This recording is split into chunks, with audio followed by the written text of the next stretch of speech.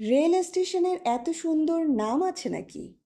সোহাগী, এটা আবার কেমন নাম? দিলু বলল, আপা, কি সুন্দর নাম দেখেছ? নিশাত কিছু বলল না। তার ঠান্ডা লেগেছে। সারা রাত জানালার পাশে বসেছিল। খোলা জানালায় খুব হাওয়া এসেছে।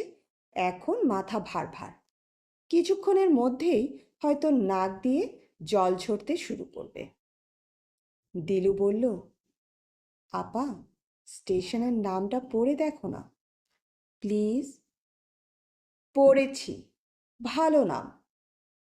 দিলুর মন খারাপ হয়ে গেল। সে আশা করছিল নিশাত আপা তার মতো অবাক হয়ে যাবে, চোখ কপালে তুলে বলবে, ও মা, কেমন নাম। কিন্তু সে আজকাল কিছুতেই অবাক হয় না। কথাবার্তা বলে স্কুলের জিওগ্রাফি আপার মতো। নিশাত বলল, দিলু, দেখো তো বাবু কোথায়? দুধ খাবে বোধ হয়। দিলু বাবুকে কোথাও দেখতে পেল না।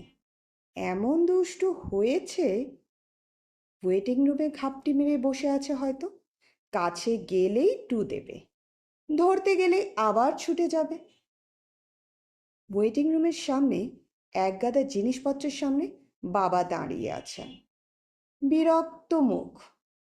তিনি দিলুকে দেখেই বললেন, এক একজন এক এক দিকে চলে গেছে, ব্যাপারটা কি? তোর মা কোথায়? জানি না তো। তোর মাকে খুঁজে বের কর। আমি পারবো না বাবা, আমি বাবুকে খুঁজছি।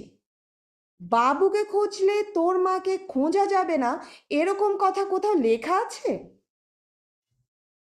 সবাই আজ এরকম করে কথা বলছে কেন?